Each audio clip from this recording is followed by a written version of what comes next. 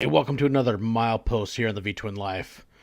The V-Twin Life is brought to you by a few great companies. One being Crash Inc. Clothing. You can find them out of Oregon. Great company, specialized in clothes, doing work on bikes now. You can check them out at crashinclothing.com. They got a lot of great stuff. Hey, head on over there. Maybe they got something you like. And we can't forget Wild Ass. You like pounding miles, you like riding, you want to be in comfort? Hey, maybe strap a Wild Ass under your ass and ride with an air cushion and be comfortable for hours.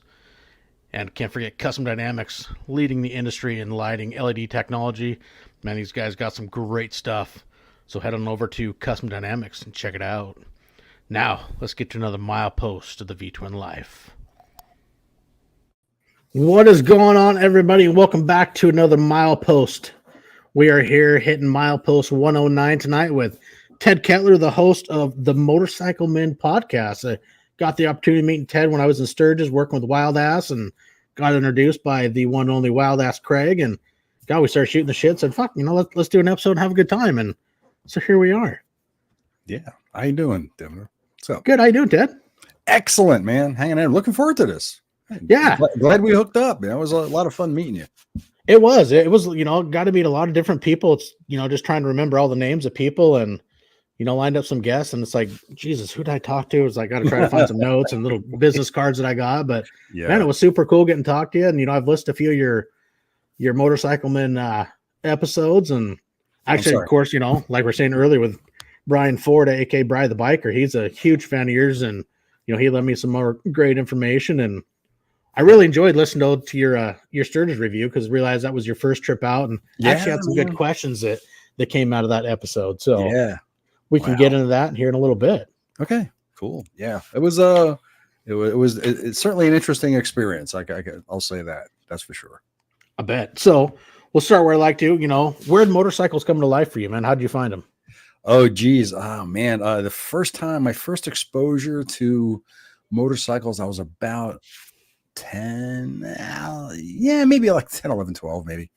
My dad took me and my brother up to visit some friends in New York and in upstate New York, and they had dirt bikes, and they gave each one of these a dirt bike with their kids, and we were riding around the dirt. But here I'm wearing my Sunday best, and I'm on this dirt bike. I have zero experience on this, and they just showed me how to use the clutch and shift, and that was pretty much that. That was my first experience with that. And then it wasn't until when I was in the Navy that I bought my first motorcycle, when I had absolutely no business buying a motorcycle. I bought it was a Yamaha TC 125. I think it was a TC 125.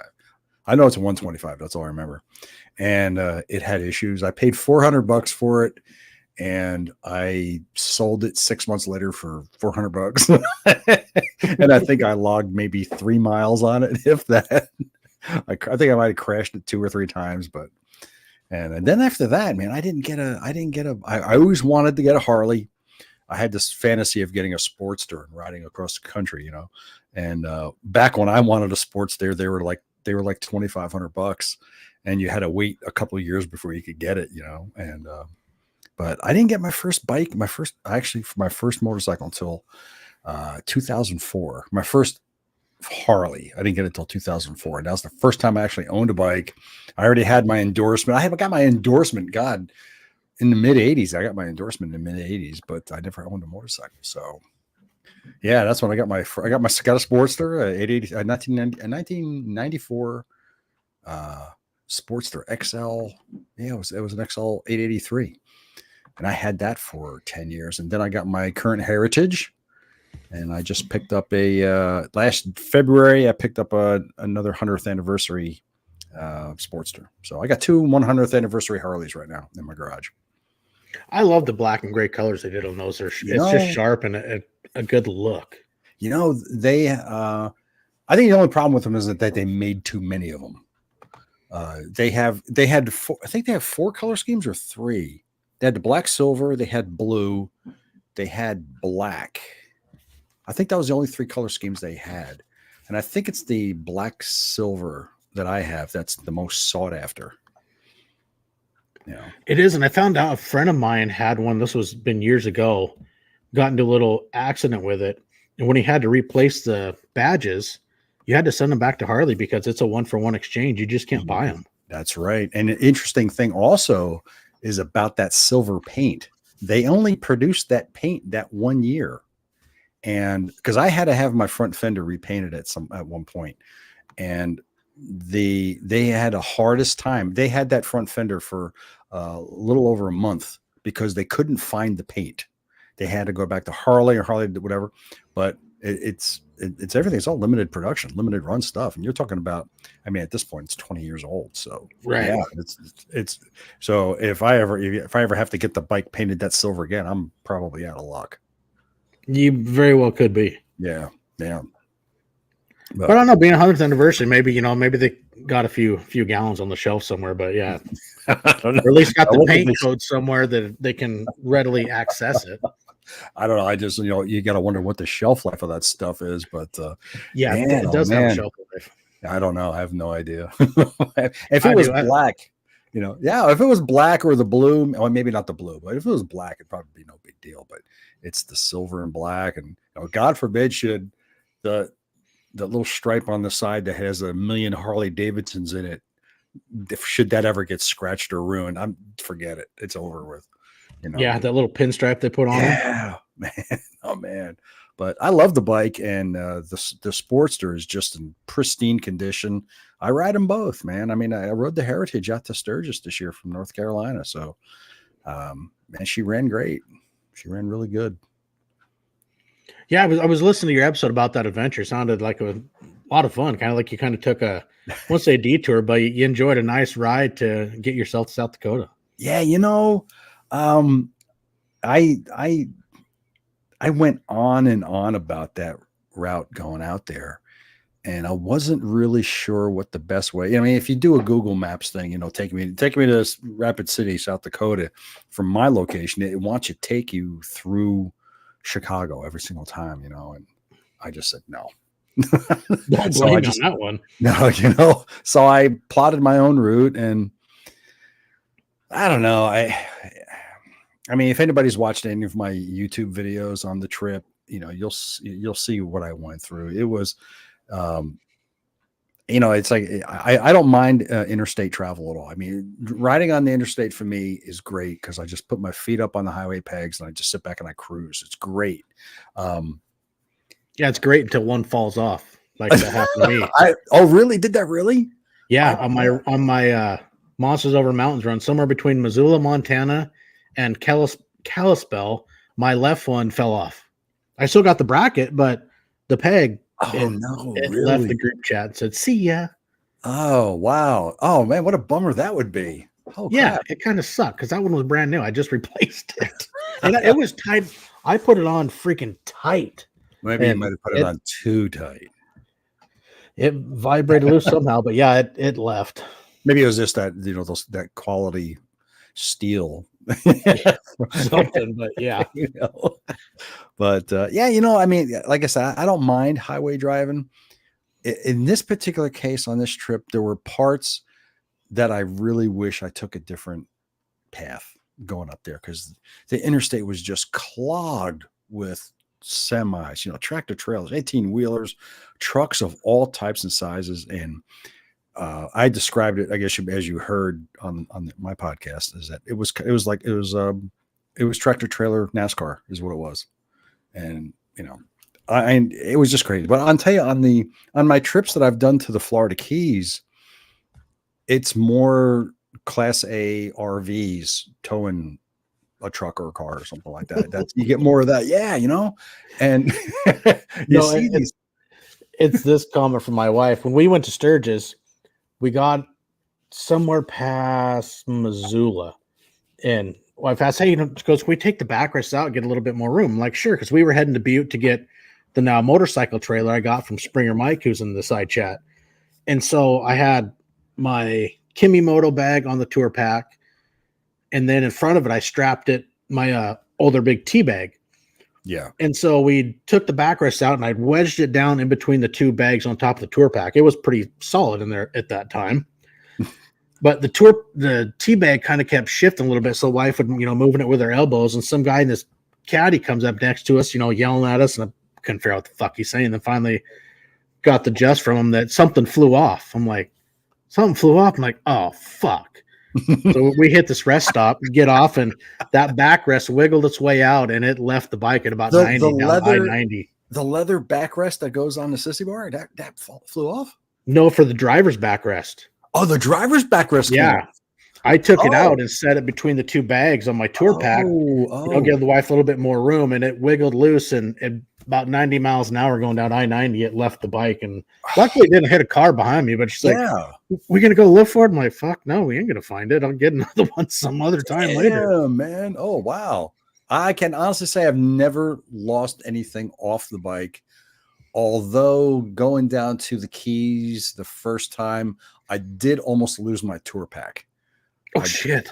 I just happened to look in my rearview mirror and it was leaning off the rack on one side. So, man. Yeah. But, no, the trip out was good. And the trip coming back it had its moments. The rain was, for me, just brutal. That's just every single day it would rain, an hour before I arrive at my destination, it would rain just every day. Come on, give me a break. It did. They gave you hail instead of rain, I heard. When I was pulling into, was in Nebraska, and before I got to my hotel in Nebraska, the day before I arrived in Rapid City, we got a nice hailstorm on the way, and just I've seen hailstorms, I've been in hailstorms, but never on a bike, and I never realized how much that shit hurts when it hits you when you're going 55 miles an hour. I just never realized it, and damn. Were you in a full face or a half full face? Yeah, full face helmet. I mean, I've done it once in a half shell and having to ride down the road with my elbow and forearm up over my face because the hail. Oh man, I couldn't even imagine that. That'd be But then I've done it once. I've got caught one time with a full face, and you can't believe how loud it is in your helmet. That stuff hitting your helmet. Oh yeah, it's like that. It's like a drumstick just hitting a piece of wood, man. Just yeah, it's loud. It's oh my god. But I took my GoPro off my helmet because I didn't want it to get wrecked. I took my phone off the phone mount. Just like doing some preemptive strikes there, just trying to get rid of stuff so I wouldn't get anything damaged. But man, and you were there. I mean, we had temperatures in the 50s, man. Yeah, my wife wasn't too impressed when we were talking about going over there, and we're gonna go work for Wild Ass, and it's like, it's gonna be hot. I'm like, it's always hot in Sturgis. It's gonna be 90 to 100 degrees every day. Yeah, I wish. Yeah, she wasn't too fond of that weather. She's like, where's this good weather you're talking about? Like, I don't know. I haven't heard this shit happen over here. It's like on the 5th, the day I was pulling into Rapid City, it was raining like hell. And the wind was whipping, and the temperature was 57. And so you take rain, you take wind, and you take that temperature, and you got your windshield going on. It was probably in the mid 40s. Feels like temperature. Wow. I think that's so. Did you pull in on Saturday? Saturday, I did. Yeah, same with Amy and I, because we were, coming through Wyoming, probably we're probably 50 miles outside of Sturgis, and you get in this little drizzly rain that's fucking irritating. It's like, okay, I don't need to put on, the raincoat or, the leathers or any of that stuff. This will be okay. And I had the soft lowers on my crash bars. Plus, I ride the roadglide. So you get, the see, there was where you did it right. Cause I brought my soft lowers and I never put them on. And I wish I did. And so I think you get behind the semis and you're getting the mist off them, and it's like my knees start getting wet. And then all of a sudden, 20 miles later, I can feel the moisture soaking down my jeans. Socks are getting wet. I'm like, fuck, fine. So he pulled over. At this point, I think we're 20 miles outside of Sturgis. I think we're by Bellafouche. It's like, fuck it. grab the raincoats, put them on, put my leathers on, my chaps and shit. And it's like, fuck it, let's just get there. And How much do you hate your rain gear? see, I only pack a raincoat. I've never bought full rain gear. Oh, really? No, I've had my Joe Rocket gear, which has done pretty well for me, which granted now it's 23 years old. Wow. The pants don't fit. I've grown a little bit, but I still have Don't we all? the Ballistic 5.0 touring coat, and it's done well. I mean, I have my Crash Inc. rain jacket, which is actually phenomenal. The ones that Brad had made, whoever he got them through, they are some damn good quality. And so Amy had that one. I have a nice Under Armour one that's really nice that I also use for fishing, and it's a larger one, so I can wear it over my sweatshirt or coat and a little bit of room, but it does great. And plus, having the fairing on the road glide does help some too. Yeah, that does help. I mean, I got a big 21-inch windshield on the front of my bike. Plus, I've got the handguards as well. I've been thinking about those. I tell you what, I've had these on the bike.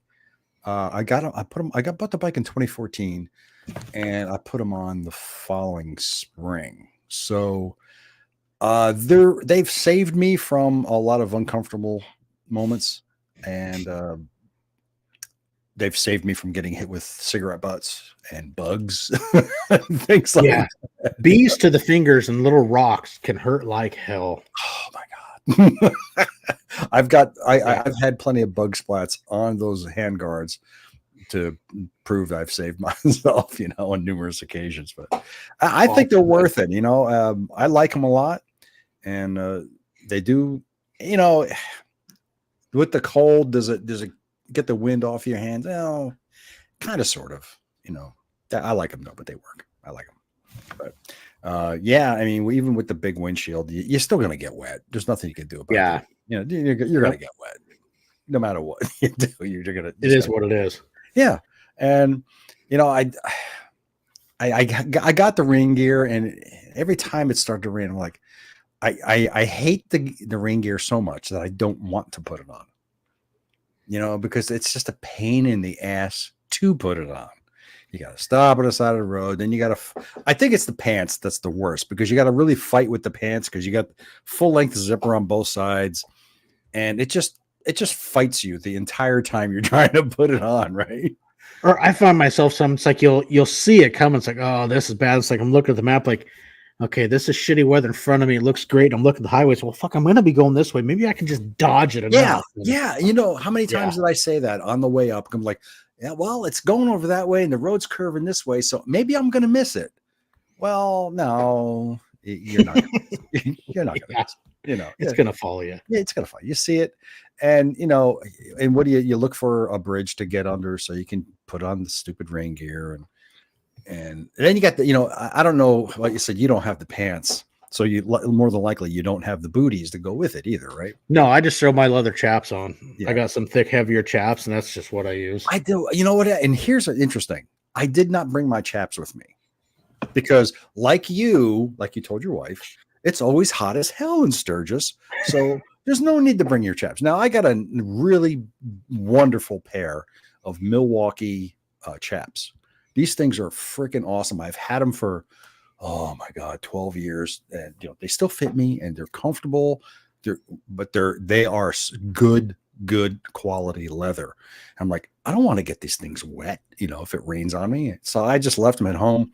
I kind of wish I did bring them, because then, I wouldn't have been cold sometimes. But, at the same time, maybe they would have deflected some of the rain. I don't know. I think they have some, but once learning the little trick how to actually roll them up, clip them together so they're about big around, and they take up less room. And this is one of those things. I mean, a lot of my local riding's like, nah, fuck, I ain't gonna bother. But if I'm going any bit of distance, like, I'm just gonna throw them in for cheap security. Yeah, I should. And the thing is, and I'm a little annoyed with myself also, and I didn't realize it until I was almost in Tennessee, that I left my tour vest back home. And I like to wear my tour vest when I'm, cruising around locally. It's just because it's, a little bit of extra protection, and I don't have to wear a full jacket or anything like that. But I was really bummed I left it at home. Darn it. But hey, what is what it is. I tell you what, though, I was kind of disappointed in the riding up there mostly because of the weather. The weather sucked the first few days. See, what I learned from, with the wife and I, we went over there and our son last summer, but we went over in June, pre-rally. Yeah, a lot of people told me they did that.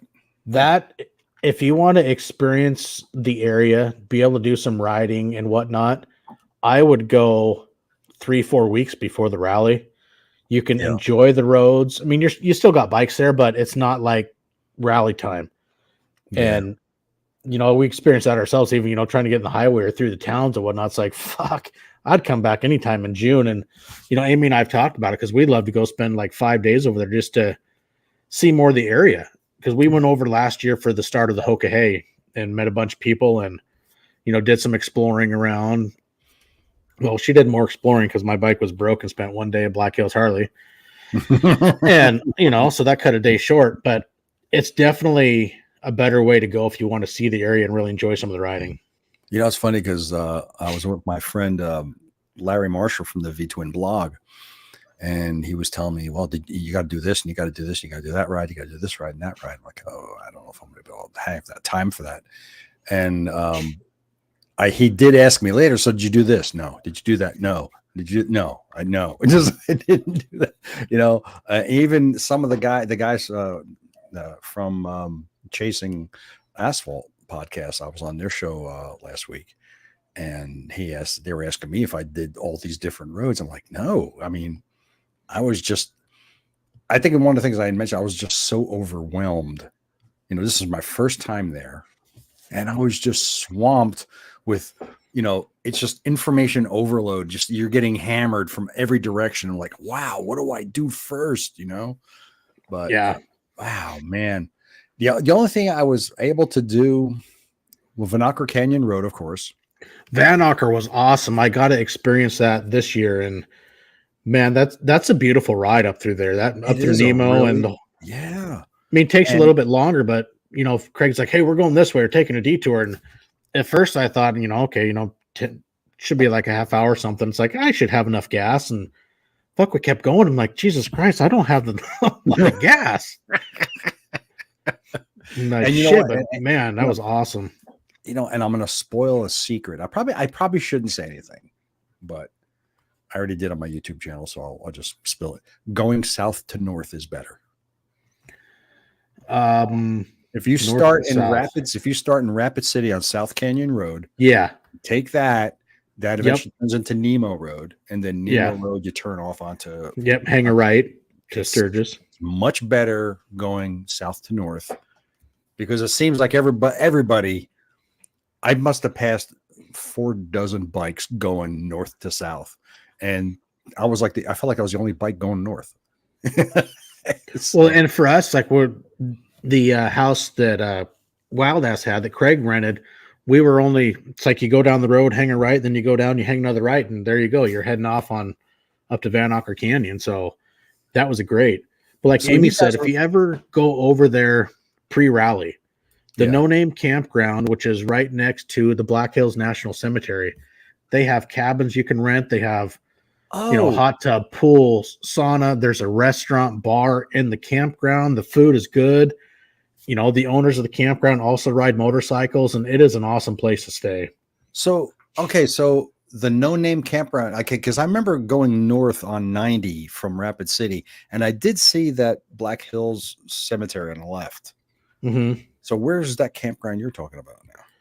If you take that exit to go to the cemetery, right, and when you're almost up to the gates of the cemetery, you would turn left, and you go down that road about 400 yards and hang a right, and then you pull into the No Name Campground. Oh, okay. All right. Okay. And they got a bunch of cabins. I mean, you can pitch tents in there. They also have RVs you can rent to stay in, but I know we stayed in a 2-bedroom cabin. Okay. No, it's a one room. You had king bed, then you had bunk beds and a hide-a-bed. Right. And when we stayed over the last year, and it was great. The rates were super reasonable. And the owners are awesome, cool people. Right. Sherry and I can't remember her husband's name. We actually stopped in there while we were over Sturgis to go and say hi to him. No kidding. Wow. Yeah, because I've been talked to several people about this already. and that's a huge if, it's probably about 12 inches tall. If I go next year, Hey, Miss Monkey's in the house. I'll probably be camping to save money, because it was an expensive trip. It was a very expensive trip, because I took to lodging going up. I had 4 hotels going up, 4 hotels coming back. Excuse me, I'm yawning. And it was just expensive, plus of course my accommodations while I was in Rapid City, I took an Airbnb. It was great. It was very comfortable, but it's pricey. It's an expensive trip. Yeah. No, it all adds up. That's 100% true. Now, the one thing on your trip I wanted to ask you, the Audrey Motel. Yeah, dude, I'm telling you, man, the greatest hotel. Do I still have the card? I think I still have the card. Yes, I do, right here. I know I made a note of it. Where was it at? It's in Mound City, Missouri. Here it is. I'm putting up right here. Audrey's Motel. I get that. So there's American owned and operated. Right there. It's Hank Just, guy who owns it. Place is fantastic. What I'll do is I'll take a picture and I'll send this to you. But super hospitable. The place was clean, quiet. There's not a lot going on around the hotel, which is great. It's right off the interstate. There's a bar, maybe, I don't know, 500 feet down the road. And there's a McDonald's, of course, and a Subway, and there's a gas station and all that. But really quiet. He has a nice continental breakfast in the lobby. The lobby's like decorated with all motorcycle stuff, and he's a rider himself, and yeah, he loves to talk, and in fact, the following morning when I was supposed to check out, it was pouring when I was supposed to leave. So the weather was supposed to change by 9:30 or so. So I just sat in the lobby and chatted with him for a while. And what a great place, man. Oh, if you ever want to, if you guys want to start looking for a place to stay in Missouri and you're on your way up to Sturgis, man, go to Audrey's Motel. That's where you want to go. Great place. Now, didn't you say, and I know in your episode, when you checked in, dude comes out and offers you a beer when you're checking in? Awesome. I feel bad because I'm not a beer drinker, and if he came out and offered me a glass of wine, I would have said, yeah, dude. But I just pulled up and I'm a freaking soaking wet mess. And I just kind of got off the bike, and he walks out and he's like handing me a beer. Like, wow. It's like, what do you do? I mean, that's crap. What hotel does that, right? What hotel does I've never heard of one like that. None, right? So, and again, he catered to motorcyclists. I mean, there was two cars with trailers and bikes on them in the parking lot. While I was checking in, 4 other guys showed up that were on their way to Sturgis. So, and they all knew him. Everybody knew everybody. Great, so that's definitely a great place. Plus, but there's good and bad, not with Audrey's, but with accommodations. Audrey's would have been the best place. It was the best place in the world, but the night before was like the worst place in the world. So, so it balances itself out, right? Yeah, a little give and take. a little bit. But yeah, it's like Amy was saying, I think this year, No Name Campground, they were $35 for a tent side to put your tent up. Yeah, and the thing is, here's what I was thinking about doing is I can get this attachment for my pickup that'll turn my pickup into a camper, basically. I have a cap on the back of my truck, and it just attaches to the, you open up the tailgate, and then you open up the lid on the cap, and then this thing just attaches to the back of it, and you just got to throw in a air mattress in the back and whatever you want. I've got a portable air conditioner. It's about 9 inches by 9 inches square, and it's 12-watt operating. And dude, that thing works great. So I'll put that in the back. I'll bring a tiny little refrigerator, and yeah, I'm a comfort camper. So the question is, where am I going to camp? I don't know. Yeah. There's so many campsites out there, and which one has the best facilities, which one has the cleanest. I heard a lot of not favorable things about the Buffalo Chip as far as it goes for the facilities at the Chip. Yeah. Mostly in that, the porta potties and the showers were just disgusting, but I have also heard, depending upon where you stayed at the chip, also depend upon the quality of the facilities. So who knows? Yeah. And my I don't friend, know. my friend Larry Marshall was telling me that where he stayed, those things were spotless every single day. They clean those things constantly. So I don't know. It's there's a lot of thinking to go on right now. I have no idea. Yeah. We'll see. We'll see. Yeah. If I can Options. do it cheaply, maybe. Yeah. So you got a trailer then? You trailer up? Yeah, I do. I got a trailer because it's the same trailer I used to bring the bike down to North Carolina from Jersey. I've used it several times, so it's a good little trailer. And then, hey, maybe I'll do that. I don't know. Yeah. It's thinking about it. Well, you got time. If that, yeah. But I was disappointed in that. The day I arrived in Rapid City on the 5th was the same day, and I wish they had done this on a different day, like Sunday instead. But they had the content creators hangout meet and greet thing up at the Big Engine Bar at Crossroads up the Buffalo Chip.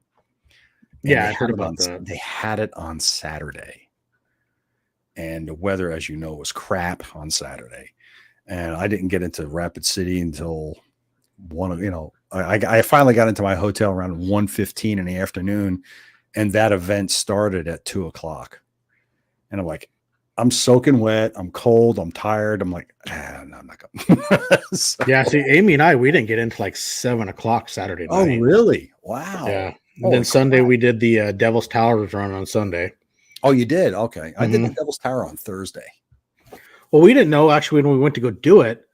We hooked up with Springer Mike and his brother Nick and Amy and I, so we went out there, and it was actually the day. It was the actual Devil's Tower run was that day. So I mean, there's a lot of bikes up there, but I mean, it was really cool because we didn't get to go up there last year. So that was one of our goals this year. Was for Sunday we were definitely going to go do Devil's Tower, and end up being the actual run day for it.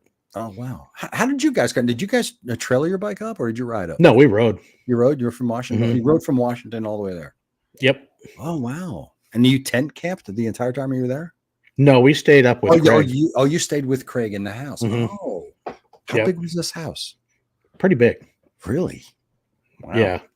Because there was, Craig and Renee, Callie, Jarrett, me, and Amy there, and his dad was there for 2 days towards the end. Wow. Holy crap. Wow, that's a house full, man. Yeah. Damn. It was a great place. I mean, literally, if you were working down at Black Hills Harley, you were literally 5 minutes from the dealership. It was just up on the hill on the south side. Yeah. I actually hung out with the crew over there at Black Hills Harley a couple times, and they were telling me about their close proximity to the house and all that. But I would tell you what I was really surprised with, and in multiple ways, is Black Hills Harley-Davidson. What a huge expo they had there. Yeah. Have you seen it? Yeah, you've seen it. It's monstrously large, really freaking big. And that's just on the grounds of Black Hills Harley-Davidson. Then there's like this little lot across the street that they called Vendors Row or something. Vendors Park, they called it. Yeah. And I'm wondering, there's so much space over there at Black Hills Harley-Davidson. Why don't they just bring all that over there? There's plenty of room for bike parking over there. But wow, man, what a huge thing they had going on over there. It was. I mean, it's like, I guess kind of why they call it the rally at Exit 55, because it's like its own little rally going on. Yeah, it was. Oh, man. And, and the thing is, this is my first time there. So I didn't know what to expect. You see the pictures and you see some videos and you kind of have an idea of what's going on and all that. But until you see it with your own eyes, much like I've said about Mount Rushmore and the Devil's Tower, until you could see it in all the pictures and all the video and movies and TV you want, but it's not until you see it with your own eyes do you realize the grand scale of what's going on there. It's just mind blowing, Yeah. Wow. It was. I mean, this was, for Amy and I was our first time actually doing the rally also. Was it really? Yeah. We Well, went there last year, but that was just pre-rally. So then we've never actually been to the rally. Oh, okay. So, but how much time did you have while you were there to like really walk around and scope things out? Sunday. Also, that's because you were working. Yeah. I mean, you could somewhat, you could get some downtimes. I mean, I did wander. I think I only spent 2 days at Black Hills Harley, but it's like you get some slow time. Say, cool, I'm gonna go wander around, check some things out. And there's like one of the days when we were down to Sturgis because with wild ass people are ordering stuff online too, so they're shipping stuff out. So I made a trip over to the post office. Craig's like, hey, go through over here and check out, Harley, go check this out on your way. He goes, it's all on the way to and from the post office. I'm like, all right, cool. Wow. You had a little bit of time to walk around far, but not really see a whole lot. But it was still, we still really enjoyed it. It was a lot of fun. Yeah, man. I tell you what, I could go. I put it this way: if I had 2 weeks there just in Sturgis alone, I probably would have gotten to see everything. If I went every single day from morning until night and walked around and saw, I know I didn't see everything. I know I didn't, because there's a lot going on, with all the vendors. And if you're a drinking kind of guy, I tell you what, man, there's bars everywhere. Yeah. What I say to guys, I said, look, if you go bored or hungry at Sturgis Rally, it's your own fault. Right? That's a very valuable point. I mean, really, God, especially the hungry part. If you go hungry, man, there's something wrong with you. I mean, just food everywhere. Just food everywhere. Oh my God. Yeah. Oh man. For sure. But I think one of the things, the dynamic for me would have changed if I was there with somebody. Either a friend or one of my brothers, or even the podcast guys, or if I was there with somebody I knew that we could hang out together and do stuff, it would have been totally different, But when you're there, it would have made it for a different environment for sure. Yeah. When you're there by yourself, again, like I said, you get overwhelmed really quick, man, oh man. But wow. You know what I thought was really cool, and I wish I had discovered it sooner, was Deadwood. Yeah, I would love to spend more time through Deadwood. 2 years in a row now I've rode through it and really didn't have time to stop and look at stuff, but that was one place that I would like to go through and spend a half a day to a day there alone. I hit Deadwood on the way back from Devil's Tower, and I pulled into town and I was like, holy crap, this place is freaking cool. You got the cobblestone street, and there's a lot of history. Oh my God. That town dates back to the early 1800s, right? Mm-hmm. So, and some of those buildings are from the 1800s, which is amazing in itself. But there's no vendors there. I didn't see any vendors whatsoever, but there's shops and stores up and down that street on both sides, restaurants, bars. Oh my God. The only one I saw was Harley. They had a semi set up, I think, doing demo stuff or something up there. I don't know. I didn't see it because, like I said, I got there. I came into, I don't even know. What end of town did I come in? I have no idea what end of town I came in. I just came, I'm in Deadwood. Okay. But I walked around. I walked up and down that street twice, and I spent a lot of money. It's not hard. No, it's not hard at all. Oh my God. What a cool town. I didn't get to Spearfish though. I never made it up to Spearfish. Everybody tell me that Spearfish Canyon Road. You got to do that. You got to go to Spearfish. It is a good ride. Yeah. I never made it up there. Did it last year. Oh, really? Wow. Damn. So I don't know. Like I said, but I've said this before, and excuse me, listeners, if you've heard this already. But for me, I've never heard of Keystone. So there's Keystone. It's right up by Deadwood. Is it really? Keystone, actually, you go through Keystone to get to Mount Rushmore. Excuse me. Really? It's a cool little town. Oh, yeah. I think I went through Keystone in order to get to Rushmore. Yeah.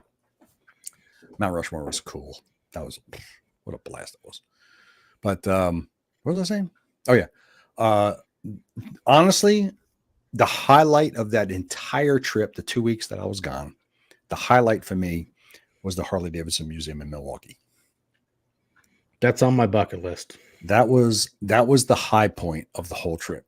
Sturgis was great, you know, it was a lot of, okay, it was fun and all that. But if I erased anything from my memory, it wouldn't have been the Harley-Davidson Museum, because wow, it's you look at everything, you kind of like starstruck. You're like, wow, you know, it's all that history that's there, man, oh man. And you know, it's wow, what an experience that was. I got there to the museum. They opened up, the museum opens at 10:30 in the morning. I was there at 10:45. And the cool thing about it is they're prepared for bikers showing up there, because they have lockers for you to put your gear in. That is way cool, right? So you get there, you know, naturally it's raining, right?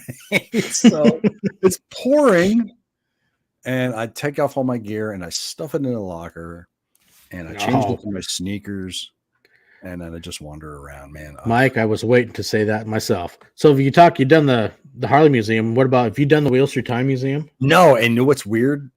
It's pathetic, is that it's right here in North Carolina, and I have not done it, but I'm going to make that a trip. I'm going to make that a stop. Probably this fall, maybe I might make the trip. I'm not sure where it is in relation to where I am. I have to look at a map to figure that out. People tell me it's not too far away. I don't know. It's Wheels Through Time, right? Yeah. Wheels Through Time motorcycle, and it is there.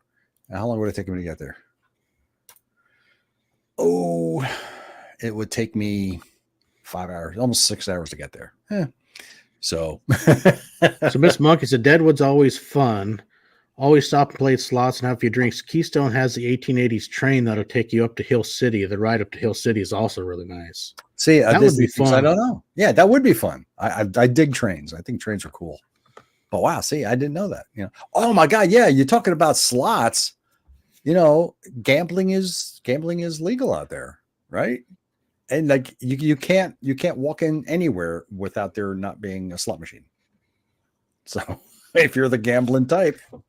You know, it's funny you talk about like the museum having the lockers. I mean, total split off subject, but I remember I was talking to somebody, can't remember who, but I think it's called House of Colors Harley-Davidson, which is up in Anchorage, Alaska.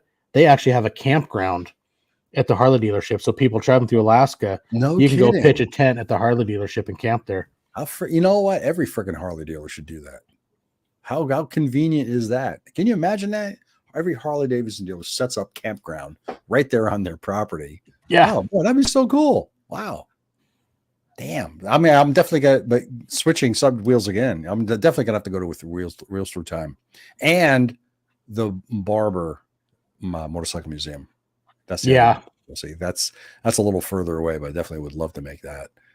Yeah, I kind of shaved here 2.5 weeks ago, Corey. It was all for a good deal though.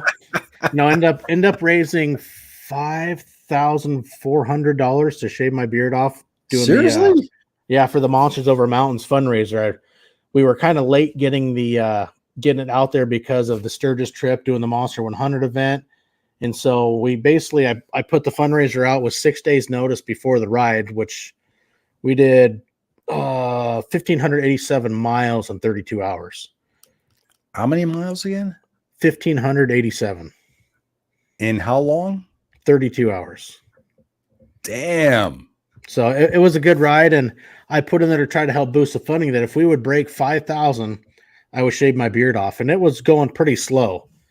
And even that Sunday when it came time, and we got back to my house at, I don't know, 1, 2 o'clock, and people had till 4:40 that afternoon, because that would have ended the 36-hour mark. And because basically you set up the run for the Monsters Over Mountains, it's basically a bun burner, an iron butt. Yeah, exactly. 1,500 plus, you do it under 36 hours. Well, this year we came in at 32 hours, 57 minutes or something like that. Really? And so it still hadn't made its goal. And I'm like, maybe we won't have to do this. And then I get a text from Ride at like 3:00. You better charge up your clippers, son. He goes, he just broke $5,000. I'm like, shit. So we ended up doing a live video, which is still, it's on the Mile Monsters page. And my wife had the time of her life shaving my beard off, but it was all a good cause. And now it's, it's in the regrowth stage. In fact, well, it was still, so it's been in a regrowth stage for a while now. Because since August 22nd. I don't. That's when I shaved it off. Oh, really? Why don't I remember your full beard when I saw you in Sturgis? Yep, I still had the full beard in Sturgis. Just wow, it came off the weekend after I got home. I'm just old. My memory's fading. Yeah, I guess that's what it is. Oh man, I don't know if I could. A beard is one thing. I don't know. I don't think I could do it. Yeah. I had mine for a long time, so it's. Yeah, I mean, close friends and family members that had no idea who I was. I was incognito, big time.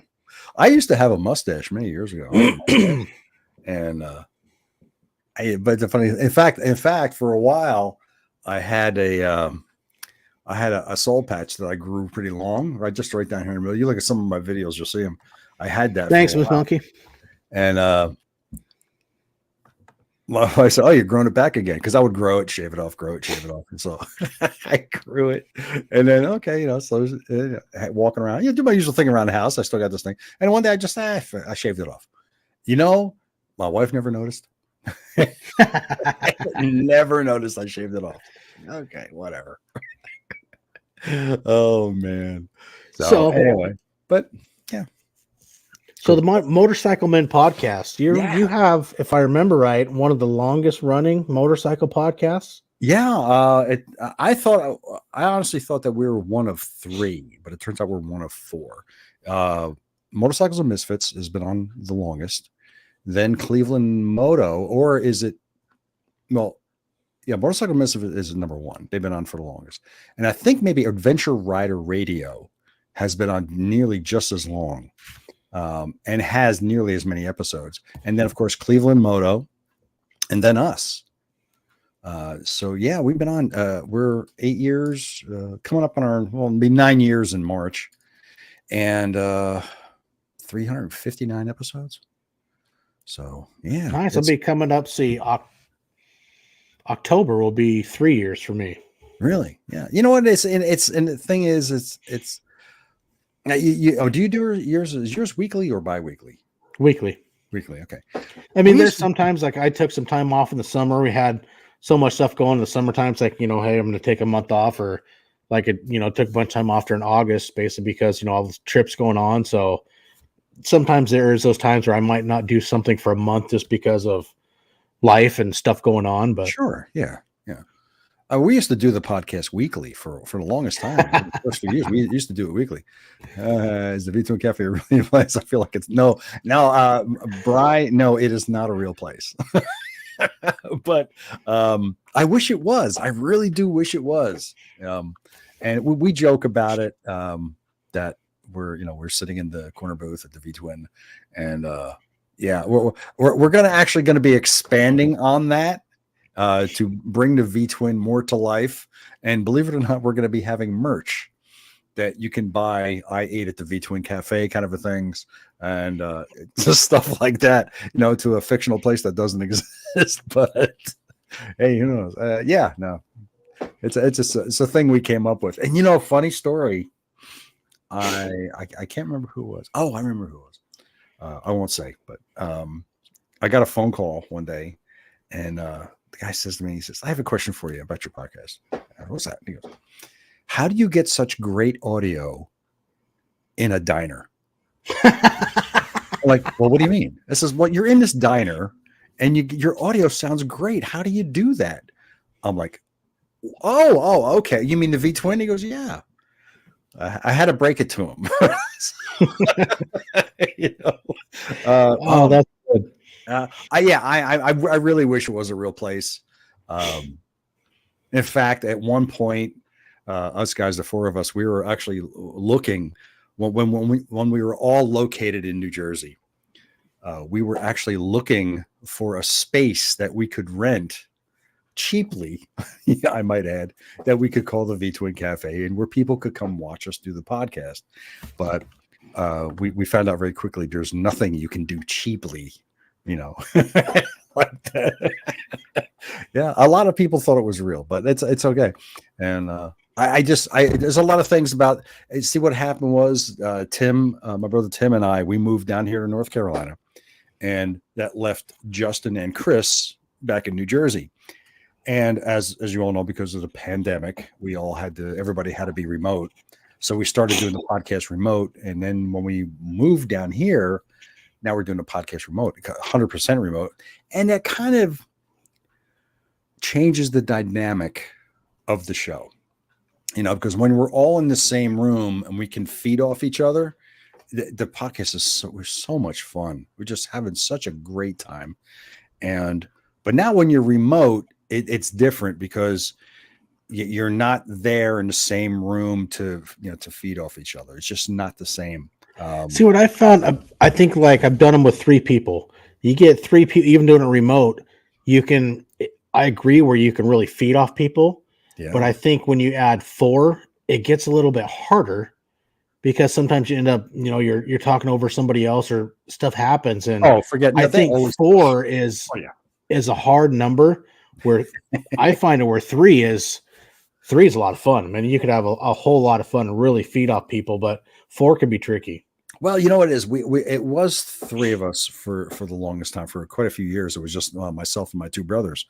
And then we just said, you know what, let's get Justin in here, because he worked at Harley at the time when we asked him, would you join the podcast? He goes, yeah, sure. So, and it actually, it helped. It really helped the podcast a lot because now we had this other voice, this other opinion, and this other knowledge base that we could work off of. Mm-hmm. But yeah, they're talking over each other, especially me. Everybody talks over me. There's always that. I'm just the, I don't know. I'm just a figurehead. So, but everybody talks over me. Yeah. But we have fun. We have a lot of fun though. So what made you want to start the podcast? Oh, geez. For the longest time, I would during the winter months of the colder or the lousy weather, I would have my bicycle on an indoor trainer, and because I'm an avid cyclist, so I'll ride my bike on the indoor trainer. And while I would do that, I would listen to podcasts. I would listen to Motorcycles and Misfits. I would listen to Cleveland Moto. I would listen to the Pace podcast. Remember the Pace podcast? No. Okay. They were around forever. And then I would also listen to the Wheel Nerds, who've since gone, so I would listen to all these guys. And of course, Loud Pipes podcast, I would listen to them. And not so much Loud Pipes, but certainly from everybody else, I got this we hate Harleys and cruisers vibe. That's the vibe that I was getting from. I was like, why is everybody's talking negative about Harleys and cruisers and stuff, So I was like, that's it. I'm going to start a Harley cruiser based podcast. And that's what I started to do. I had these visions of grandeur of the things I was going to do. And well, that all just went down the drain. So now we have the format we have, and that was it. The rest is history. So as they say. Yeah, but you guys, you've really proven yourself and been around for a while. So, obviously, people enjoy it and you guys have fun. And see, for me, that's the biggest part is, I don't look at the numbers a whole lot. I don't pay attention to a lot of that because I'm having fun. I enjoy doing this. Yeah. I enjoy, I say it every episode. The biggest reward is the friendships you get out of every person that comes on.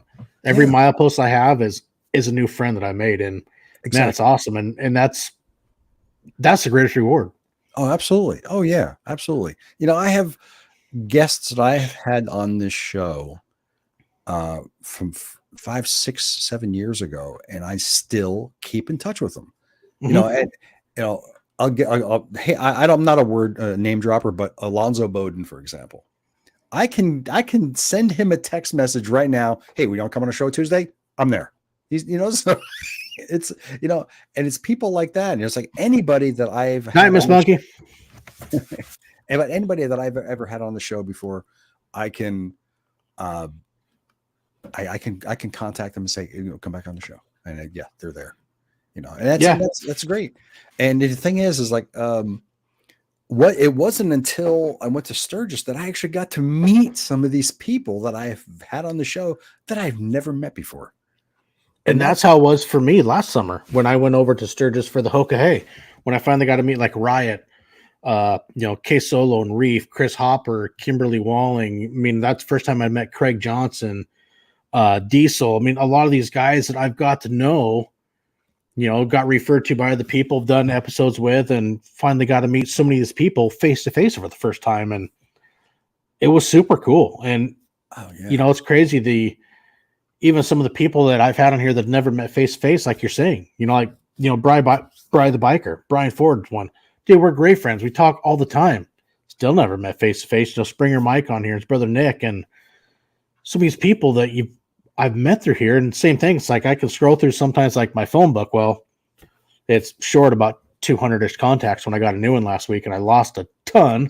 But it's like some of the phone numbers of people in here. It's like, holy crap! It's amazing and so cool. Oh yeah, absolutely. I got to, oh man, it's just like I said, I wanted to meet more people. Like for Adam Sandoval, I had him on the show 5 years ago, and I was hoping to meet him up there, and he's like, never got to see him, never got to meet him.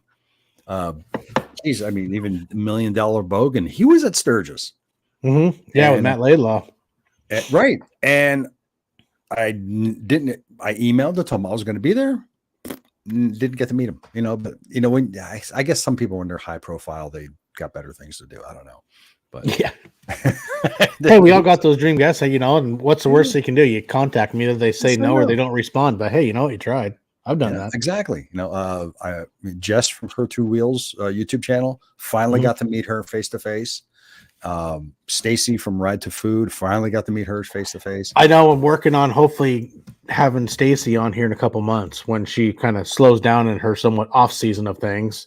Yeah. No, I love her channel. Stacy Wills Ride for Food channel is awesome. Yeah, her videos are so good.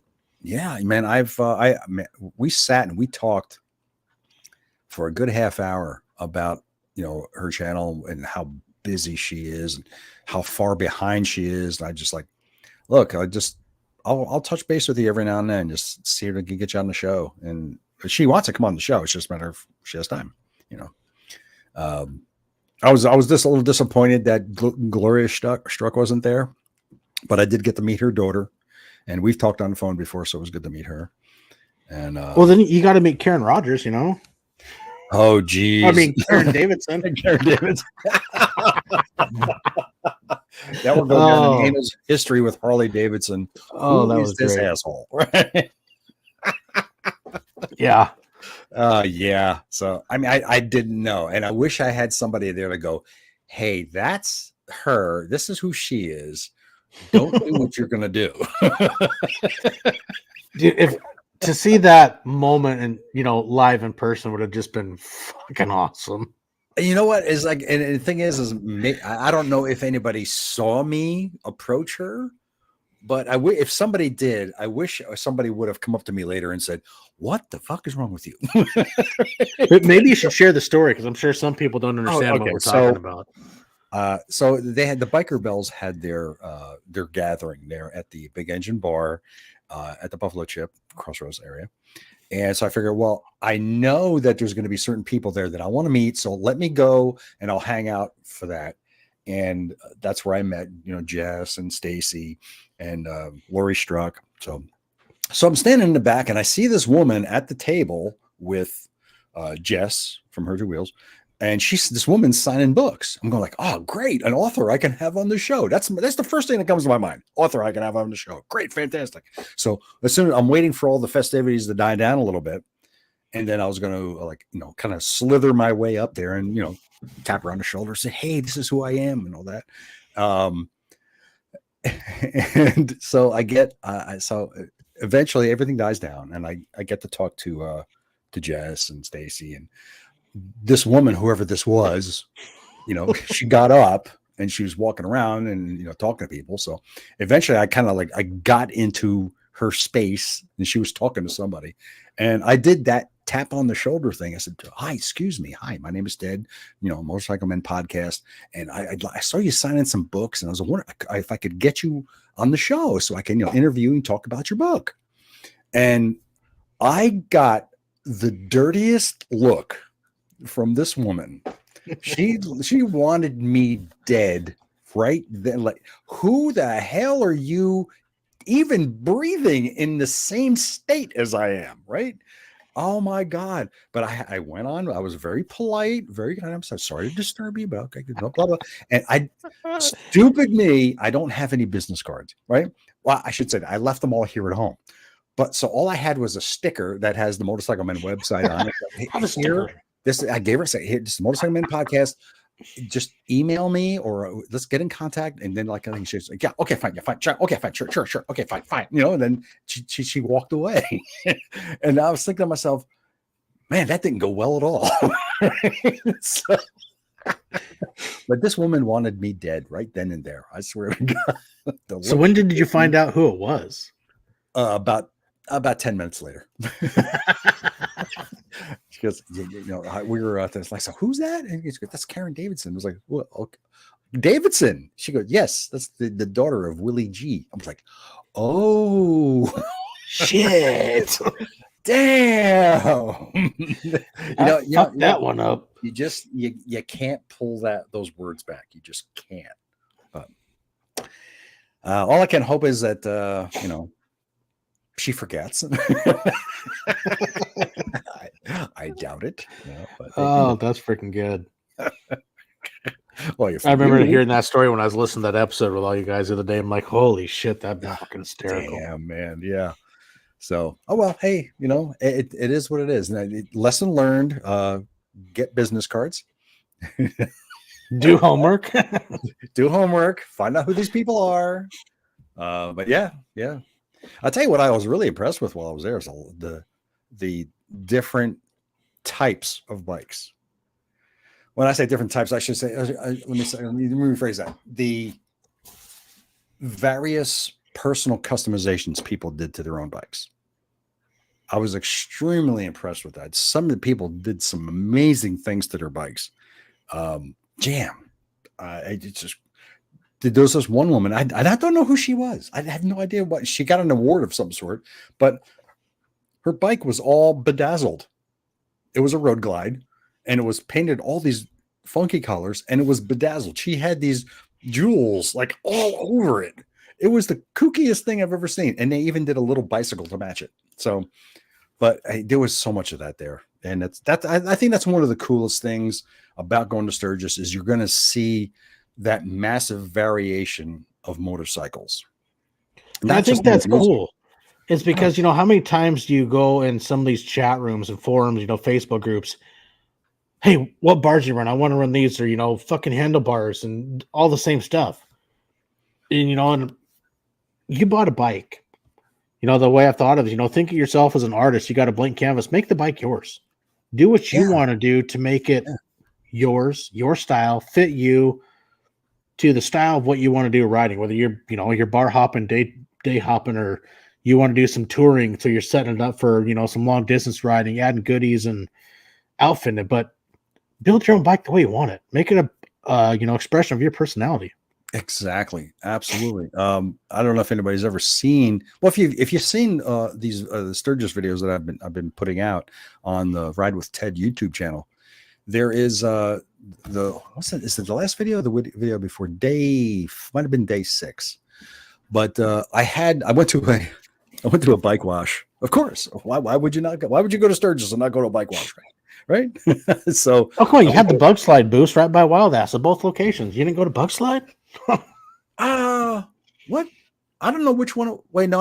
I went to the one down the street. I can't remember what the name of it, which it was at one of the bars down the street. Yeah, no, I just giving you shit. Yeah, no, it's okay. But anyway, but there's you can see video of my bike in that one, and I did all this chrome etching on my bike, and I got so many compliments on it from so many people while I was there, and I'm not even done yet. And this isn't just something that like you buy parts and you slap parts on the bike and make it look. No, this is something I actually took the time and did this by hand. this is something that I did. And that's something that everybody should do, I think, to their bike to make it their own. I mean, if you want to do parts and stuff like that, but whatever you're going to do, make your bike your own, like you said. Hey, but it is what it is. Yep. Cool. Yeah. Okay.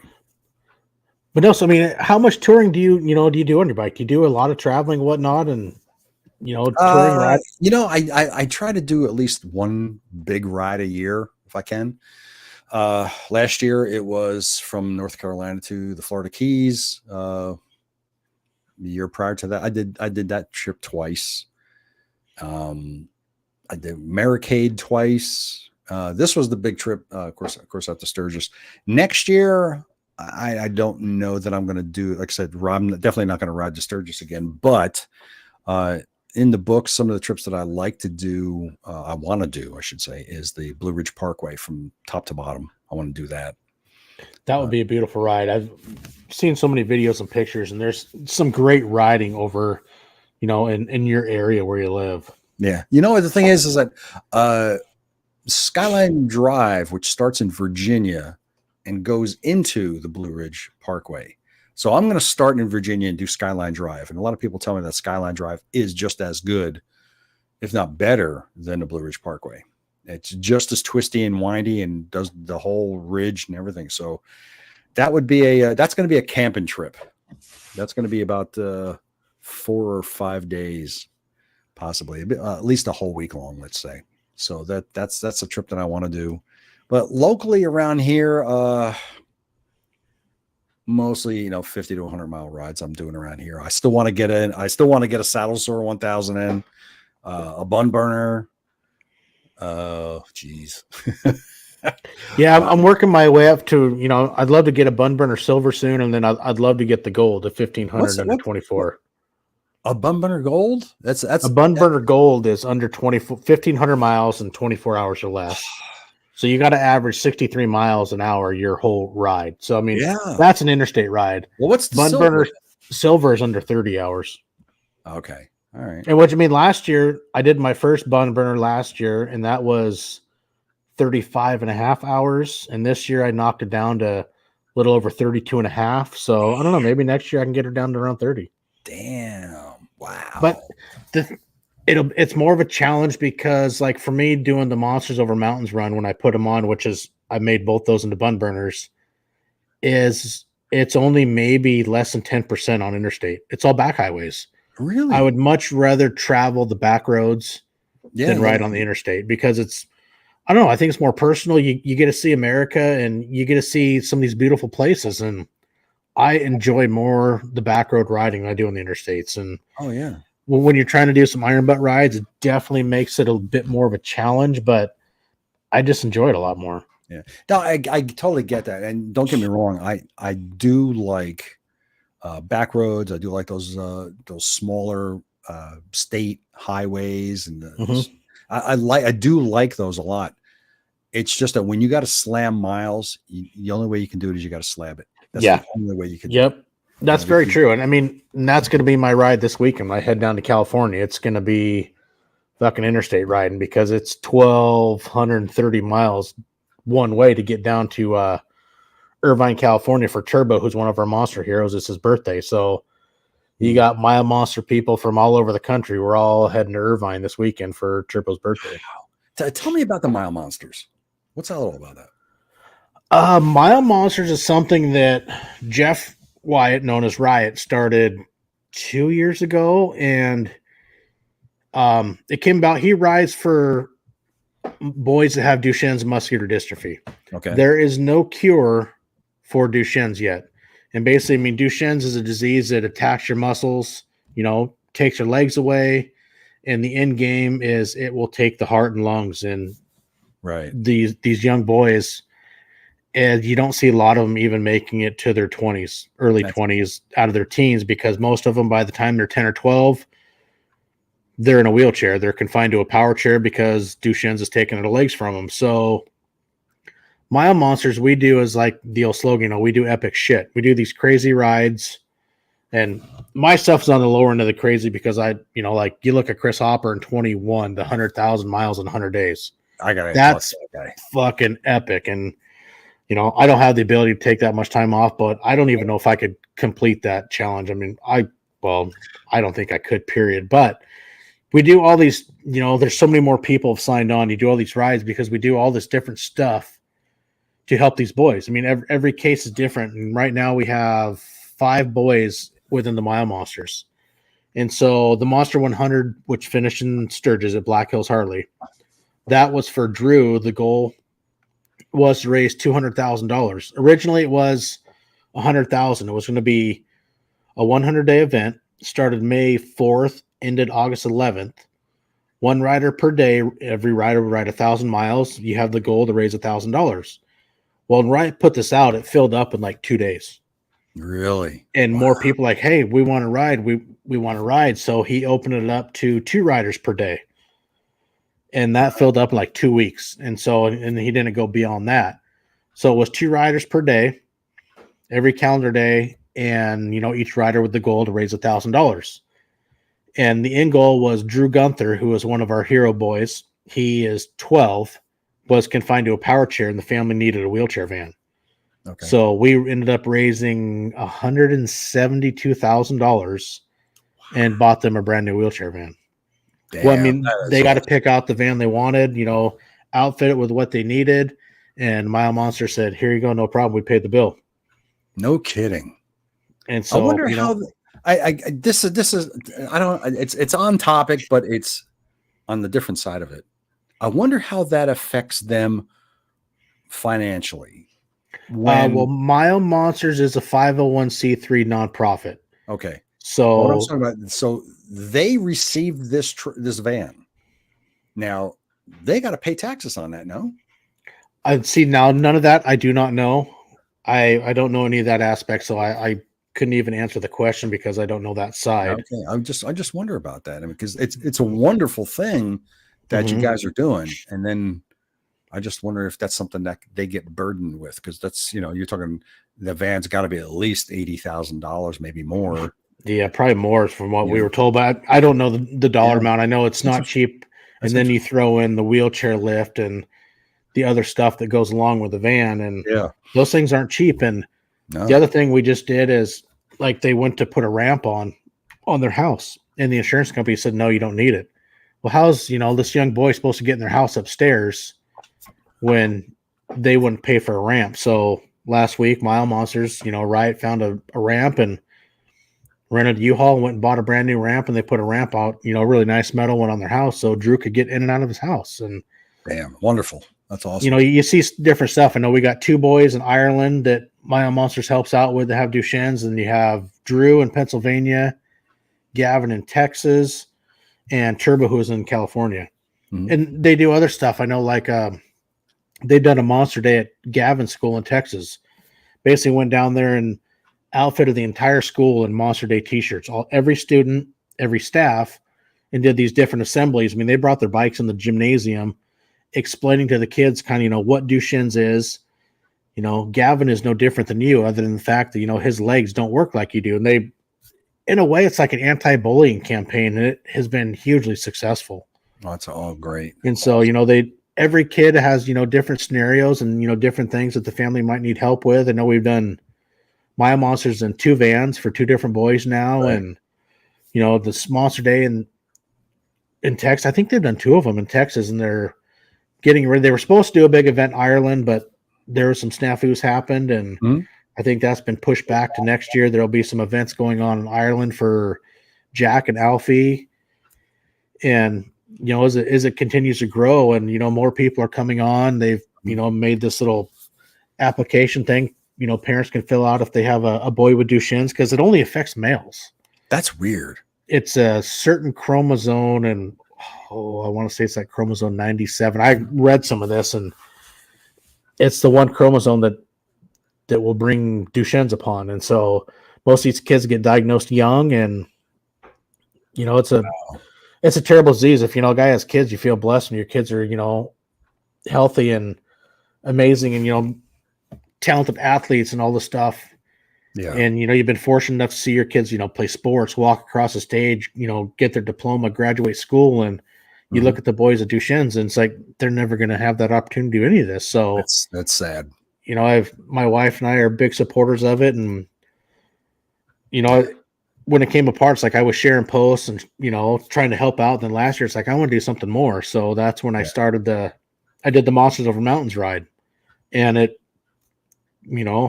I guess became popular and people are commenting, hey, I would love to come do that. And this year we had, Shell Federson came out of South Dakota. Dale Myers, who lives in, I think, Missouri, came out to ride with us. And, there's already inquiries about next year's ride. I'm like, Jesus Christ, we just finished this year's. Fuck. Yeah.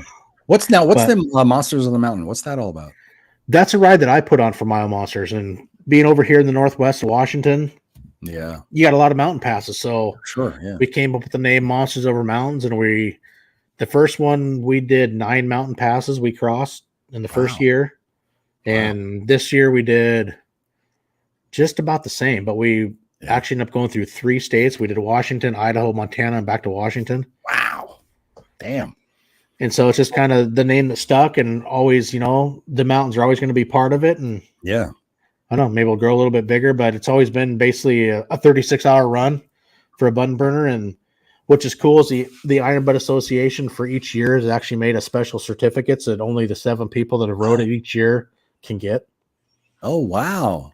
So they put the Monsters Over Mountains logo on the certificates, and actually this year labeled it as the Monsters Over Mountains Bun Burner 1500 run.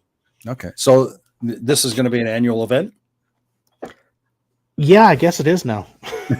It's kind of, it's always been a by invite only because, well, the first 2 years you've rented as a group, and it's really hard if, with the way people are responding to it and intrigued upon it, if it grows to, 10 or more, it makes your fuel stops are going to be that much longer because, you're waiting for other people.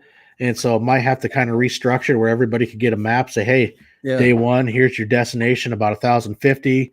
We'll meet up here and, we'll hobo camp in this parking lot, because that's what we did the first year in Arlington, Oregon. We camped in a city park parking lot, basically threw our mattresses on the ground about 1:30 in the morning and slept for 3 hours, got up, hit the road. And this year we did that up in Bonners Ferry, pulled behind a church parking. So you guys all ride together. You all head out and ride together once. Yeah, really? Yep. Wow. Yeah, we've all first 2 years we stuck together. Everybody, we hobo camped together somewhere after 1,000 miles. Because like the first year, that was my first actual Iron Butt ride. Yeah. So I did what they call nesting a ride. I got my Saddle Store 1000 and my Bun Burner 1500 in out of one run, because the first day was a Bun Burner, or a Saddle Store did 1,020. And so we did that this year because we brought in a new guy, which I did the mentoring for him through, because I'm a IBA Premier member. So I can mentor a guy, bring a brand new guy in, which the cool thing is I get my certification. You get it for free if you're a Premier member. They don't charge you because you're bringing somebody else into the association. And so, it's been really fun and really neat. And it's cool to see the intrigue and people that are following it, and that, it's crazy that we just finished it. And I've had messages from people asking about next year's. I'm like, holy crap, man. I don't know yet. Yeah. Just finished. That's really cool, because I've been trying to, with some events, for example, like it's not around anymore. They stopped doing it, and it baffles me. But you remember the Void Rally? You're familiar with the Void Rally? The Void Rally was a 24-hour rally where you had to go using your flag, take pictures of certain things around, and you had 24 hours to do it to get bonus points and stuff like that. But it's one of these things where they're planning next year's rally the day the current year's rally is done. And people are always asking about it a year in advance. And there are other rallies like that. The Mason-Dixon rally is one of them that goes on. And these are 24-hour sort of like scavenger hunt kind of rallies. Well, people are asking about it again before it even starts. There was let me see, I don't know if you can see behind me. See that trophy back there? Okay, that's part of the Motorcycle Podcasters Challenge, and this was a rally challenge that started about 5-6 years ago.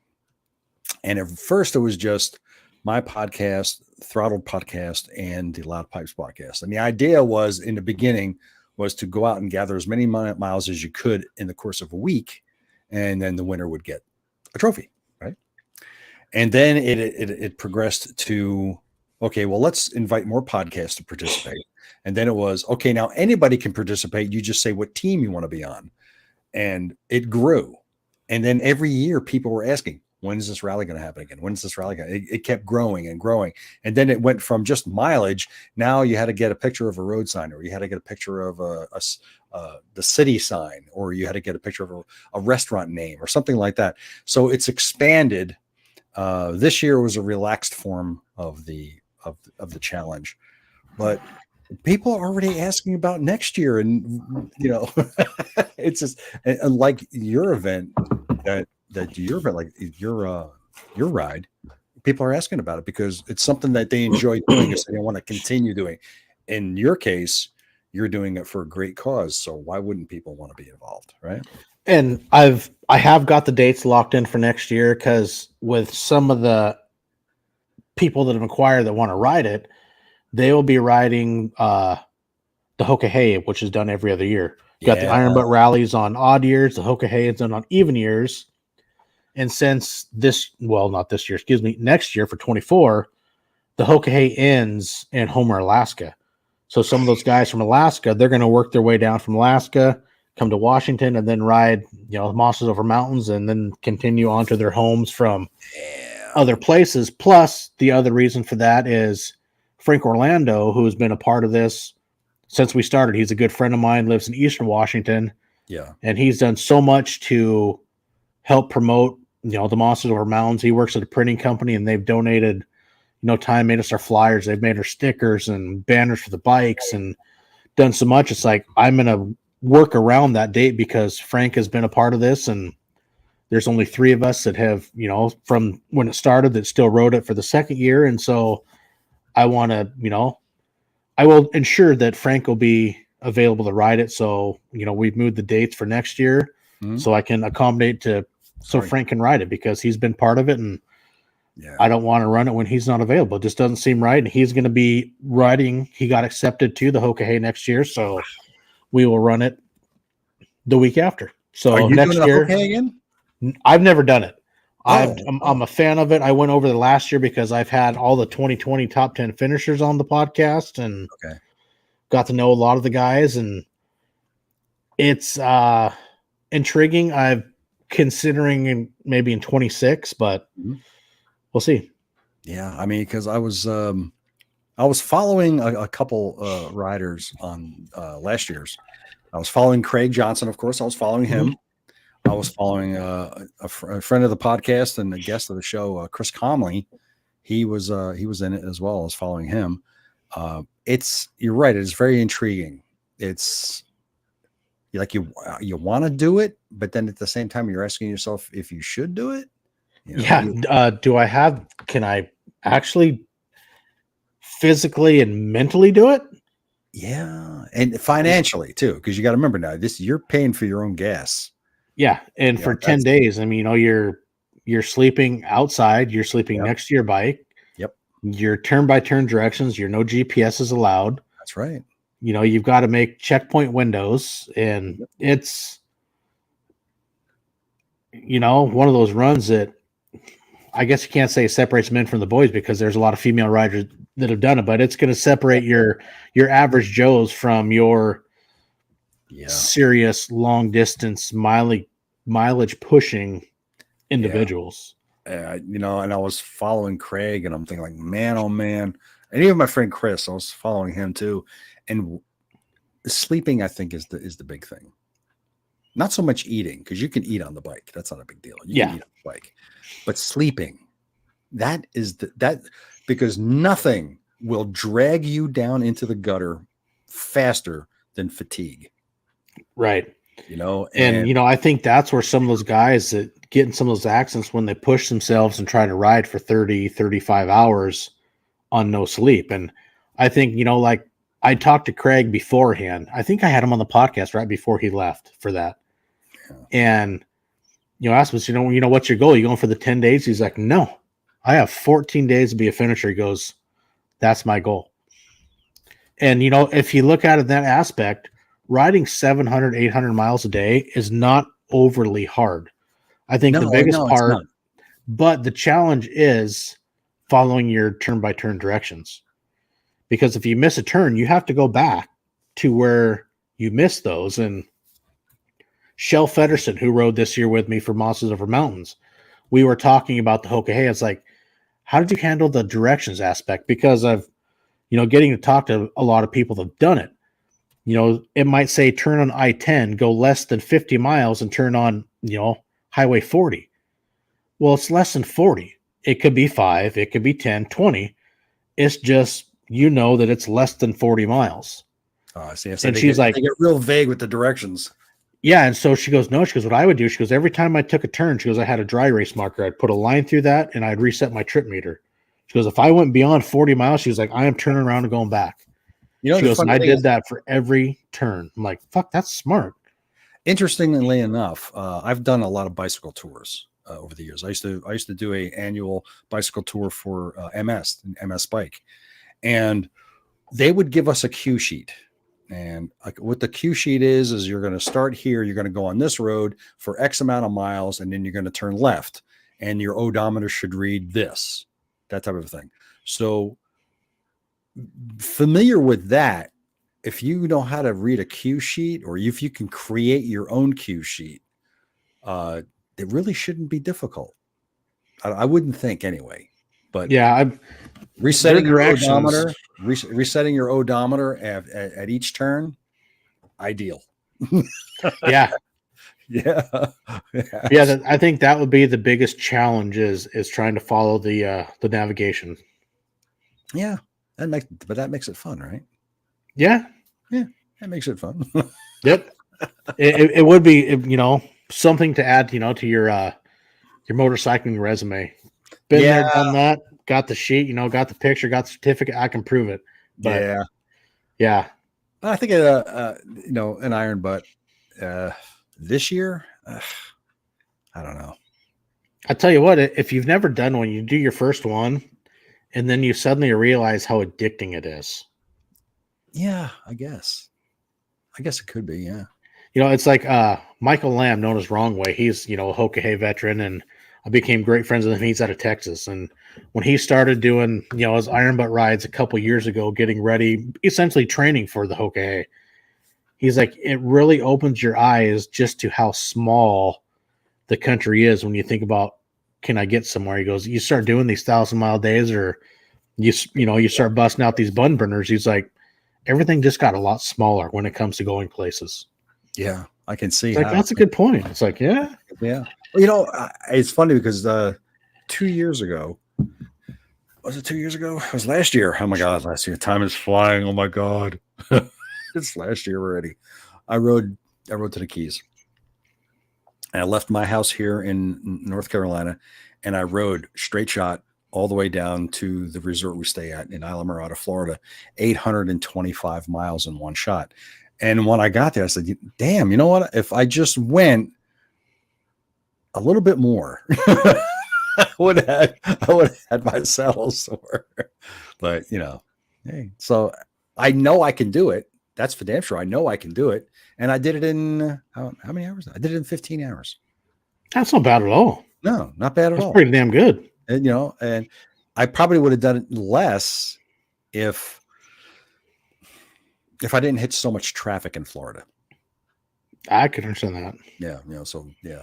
And I think that's the thing about doing a saddle sore is picking the correct route that you're going to route planning. And, everybody has their times they like to leave. I know everyone I've done, I like to think the aspect is I like to leave early. I'll leave between 3 and 4 in the morning is when I like to start, just because with the idea of getting to my end destination, in the evening time, as opposed to riding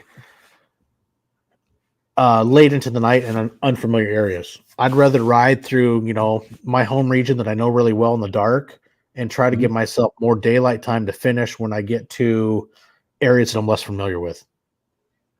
And that's I just for suppose, me. but That's yeah, how I I like to guess. work it. Because I'm thinking for me, from my area aspect of it, if I were to do one, I'd be, of course, be interstating the whole thing. But you're going out for your 500 miles and you turn around and come right back the same way, basically. Yeah, So I mean, there's the option. You can do the out and back loops. I mean, there's, everybody can set up their own. That's kind of the fun part of doing it too. Make out your route. Hey, I want to go here, here, here, and then loop back or out and straight out and back too. It's whatever person wants. doesn't the IBA have a? I don't know that they have one for every state, but I thought they had one do a loop of your entire state kind of thing in Yep. 24 hours. Did they have one for Washington? Yeah, loop around Washington, and I think they actually for Washington it's a 30-hour. Oh, it is. Yeah. Okay. Yeah, because I know they don't. I know they have one for North and South Carolina. They don't have one just for North Carolina, but they have it. It's they North and South. also have that they started early this year is the X ride, where you make an X from all four corners of your state. Oh, really? And if your state hasn't been done, you can be the first one to do it, and then you set the standard for it. Don't give me any ideas, because I might do it. Yeah. Yeah. But I'm thinking of. I've already been asked about Daytona for the spring if I'm going to go to that. I've already been asked about Myrtle Beach Bike Week again for next year. I've been asked about if I'm going to the fall rally in Daytona this year. And it's a big I don't know to every one of them. Have you ever done Laconia? No, I really don't have any interest in going to Laconia. Okay. No, I'm just curious. I know it's the oldest we have in the country. Yeah, it is. I would do Americade again. I've done Americade twice already. I would do Americade I've heard again. that's pretty fun. It is. I tell you because I'm very familiar with upstate New York, the riding in upstate New York is just phenomenal. It's really, really wonderful. And not only that, you're right the there. Catskills? It's actually closer to the Adirondacks. That's basically where you are up there. And plus, and then you get into, and you're right there by Vermont also. So the riding in Vermont is equally as beautiful. And the expo that they have there is just fantastic. The demo rides that they offer is just crazy demo rides. And plus there's just the area alone has a lot of amenities. There's the lake itself. They actually have dinner cruises that go out on the lake. So isn't that Lake George? Lake George, yeah. And it's so worth it. I went with my brothers twice, and we took the dinner cruises. They have the comedy shows. Naturally, Alonzo Bowden usually is a regular there. It's really, really nice. The only thing you have to prepare yourself for is that there's a likelihood that it's going to rain, because they have it the first week of June every year. And historically, in upstate New York, the late May through mid-June is the rainy season. Hey, that's another one. Yeah, sometime Labor Day weekend is the Four Corners Rally in Colorado. Wow, I know that's on my list of one I would love to do, is because Colorado has some epic rides. Silverton, the $1 Million Highway, Telluride. The Rockies. There's some beautiful country that I've seen lots of videos and lots of pictures of, and I myself haven't been able to check it out, but it is on my list. Oh my God. And for me also, Route 66 is on the list. I would love to do that. I know the Orange and Black Tours, they run a bunch of different type of Route 66 rides. You can do the whole thing. You can do half of it, the beginning half, the latter half, but it's just pricey. You can do a self-guided tour too. That's what my buddy Frank Orlando, 2 months ago, he did a bun burner from Yakima, Washington, all the way to Brainerd, Minnesota to see Craig and have breakfast with him. He rode 1,600 miles in 23 hours. Damn. Slept in the parking lot at Wild Ass waiting for them to show up. Had breakfast, and then met his brother down by Chicago, and they rode Route 66 all the way to California.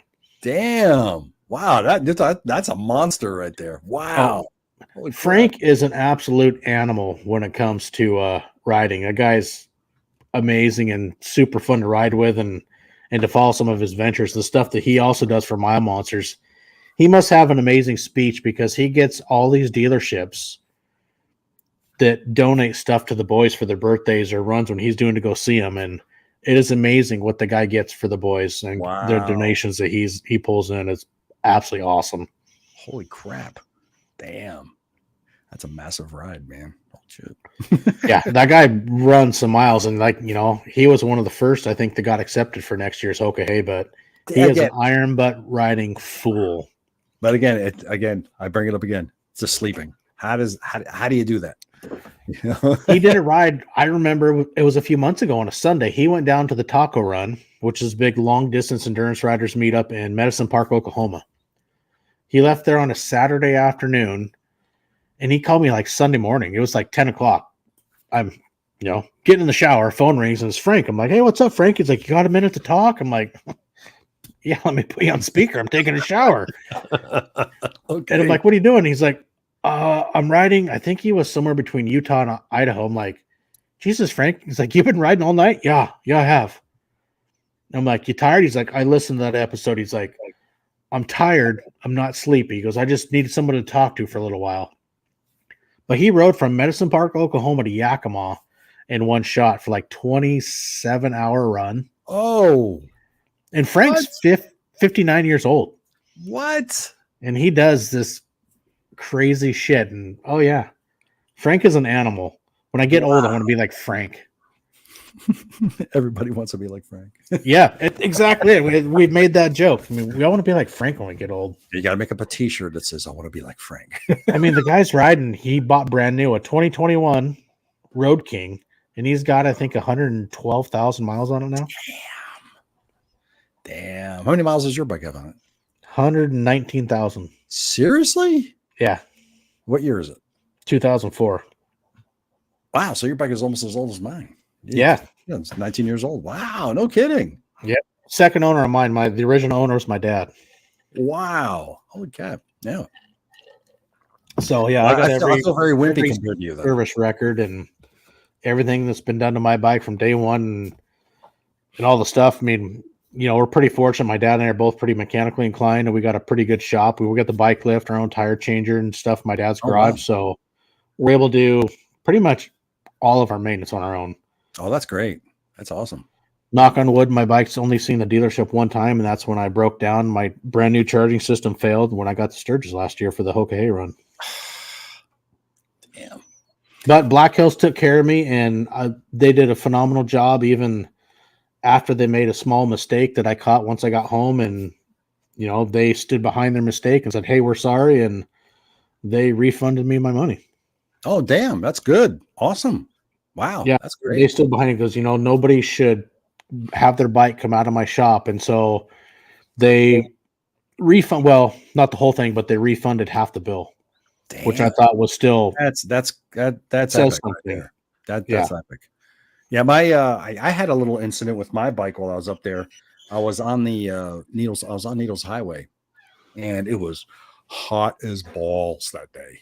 Right, super hot, and there was a lot of sitting still because the traffic was just absolutely insane. It was more of a traffic jam on Needles Highway than it was a ride.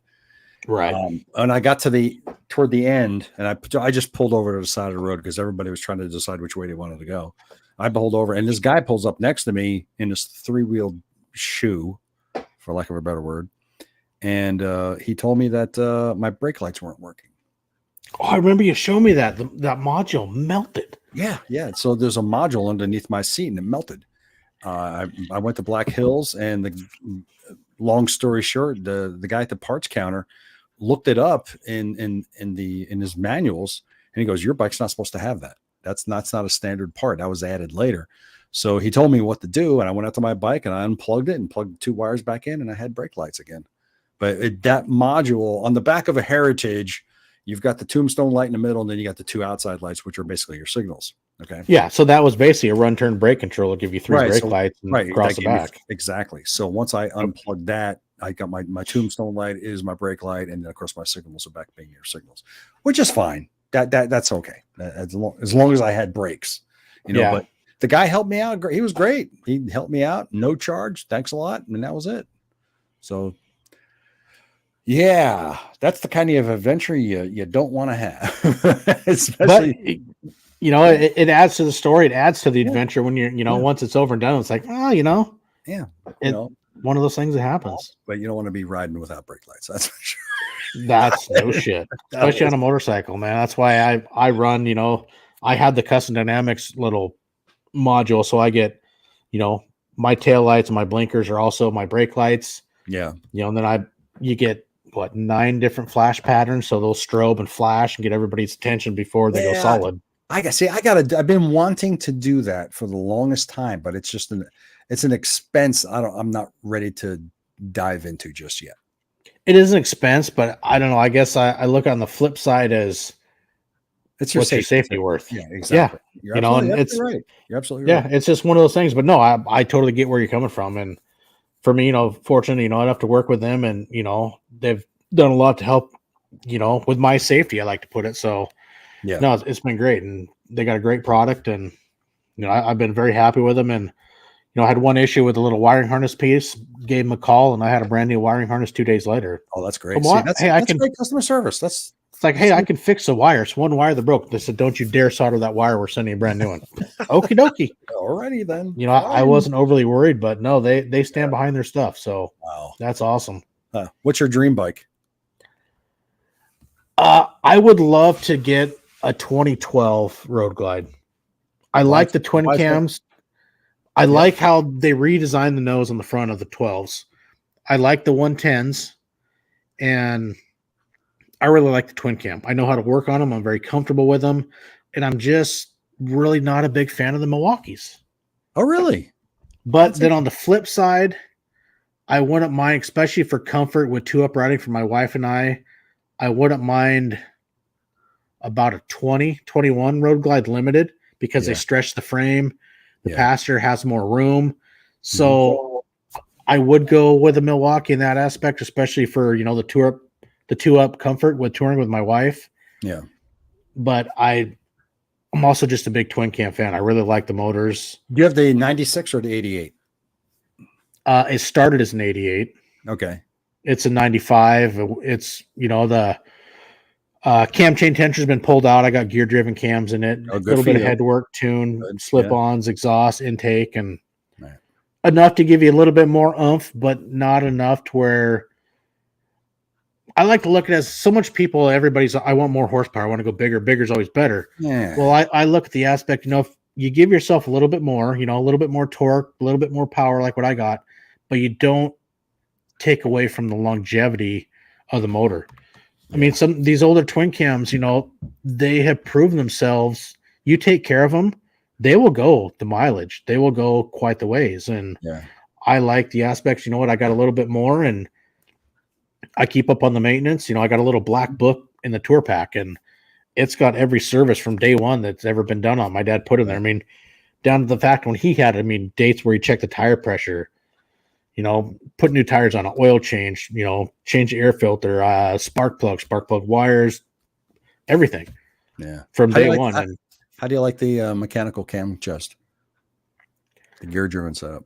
I really like it because it's trouble free. Yeah. Yeah. That's, I see. When I had a whole, I don't know if you know the story.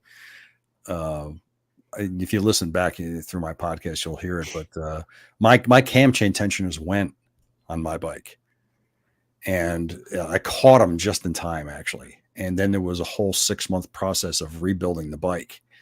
I eventually got the parts from Hard Drive, and I put the bike back together. And the cam chain tensioners that Hard Drive sent me, they failed. Oh shit! They failed within 2,400 miles. So I called I called them up and I talked to them about it, and they made good on it. They said, we're going to fix your bike, and they told me to bring it to Harley, and they'll pay for the labor and the part, and they gave me all the parts, and so the only thing I did, I said, okay, you know what? Put the hydraulic cam chest together, put the hydraulic thing in there, and that's what they did. So they fixed my bike, and it's been running great ever since. I wanted to do the gear driven setup, but the cost was just so much. I just couldn't do it.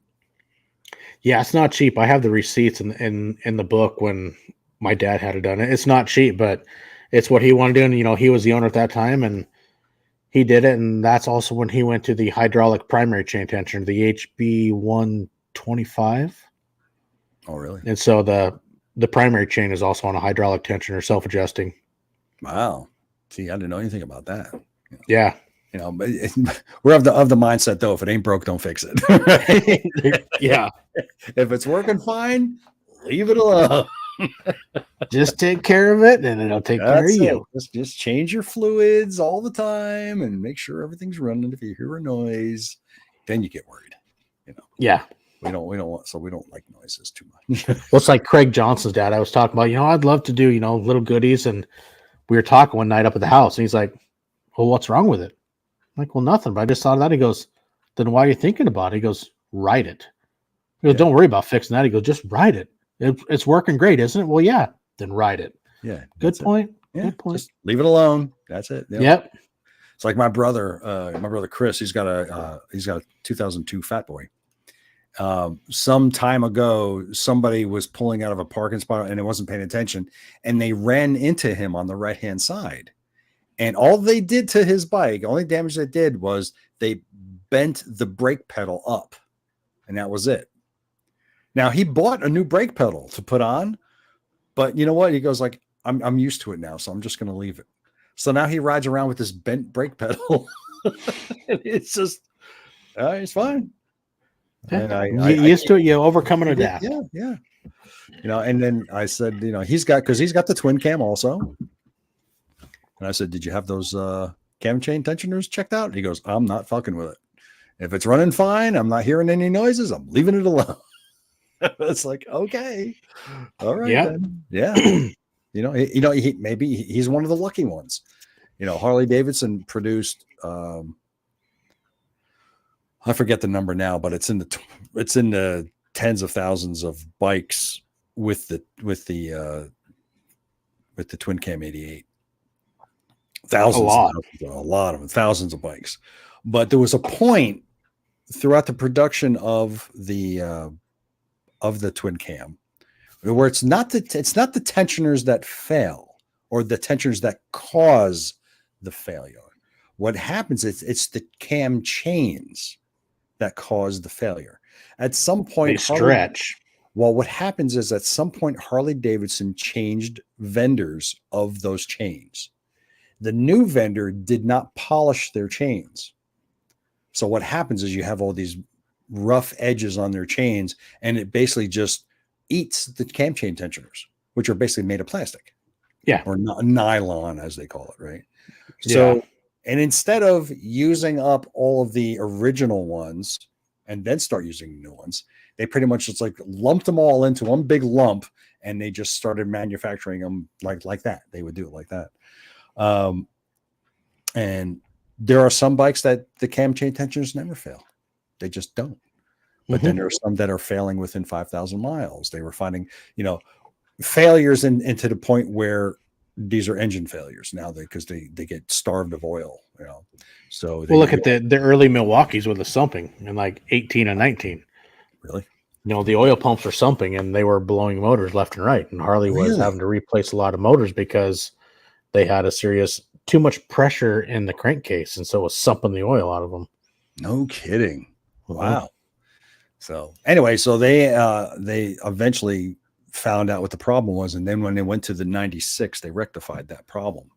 But in the meantime, there's a bunch of 88s running around out there with, Russian roulette. Just waiting for it. I had a good friend with an 05 Road King. He didn't sell. He bought a new one. He wanted to keep it. He was up to 175,000. Really? And you had R-Dub, who runs the long distance riders page, Robert Carlo. His 04 went 227,000 before they had to do an overhaul before the bottom end gave out. Yeah. See, again, you just never know. They would not fail 5,000 miles or 75,000 miles. Mine failed at let's see, I bought the bike with 24,000 miles on it, and I did the change it was like about 46,000 miles. That's when I had it. Yeah. So. Well, that's done. No problem. Yeah. It's all good, man. So, well, buddy, I think it's about a good time to call it in. You know, it's getting late. I got to get up early, but dude, this has been a lot of fun, man. Thanks for coming and hanging out, Ted. I know it's kind of late where you're at. Thanks for inviting me. I really appreciate it. It was wonderful to meet you up there in Sturgis. And hey, look, now I can go on the list of the people that you have met. No, it's been a lot of fun, you know, and that's the bonus of this, you know, you make new friends every time. And absolutely, you know, you learn that, you know, the mutual friends upon each other. And then, you know, it just keeps going. Yeah, I really appreciate the invite. You know, this has been really great. And you know, made a new friend, and now I can have you on the show. You're going to play our Jeopardy game with us. All right. Yeah. Actually, Tuesday we're doing a new episode on Tuesday, and I'm going to be having on Robert Pandya. He's the COO of the Buffalo Chip. He's going to be a guest contestant for our Jeopardy game on Tuesday. So nice. You'll want to hear that. And who knows? Maybe we'll see the Motorcycle Men Jeopardy game up at the Buffalo Chip. You never know. Hey, there you go. Yeah. Well, man, let everybody know where they can find you and follow, you know, your adventures and your podcast and what you got going on. Okay. Well, the Motorcycle Men podcast can be found at the website is motomenpc.com or motorcyclemen.us. Both of those will lead you right to the podcast website. We can be found on iTunes, Spotify, pretty much any podcast outlet that you may use. We're on there. You can find us. And of course, we record our shows usually every 2 weeks. I try to have an interview every other week. We usually do a live show every 2 weeks also, but we'll see. We may increase our output of podcasts in the months to come. So there's that. And then of course there is my Ride with Ted YouTube channel. Go check that out. You can see all of my Sturgis videos as they are happening. So yeah, make sure you get over there and check that out as well. There we go. Amen. So, well, everybody, thanks for tuning in to Milepost 109 with Ted Kettler. It's been a great episode, and stay tuned for Milepost 110, which is going to be in 2 weeks because I am out of town next weekend for that Mile Monster event, but we will be back after that. So, hey, everybody, ride safe, have fun. We'll catch you in the crossroads. Be safe.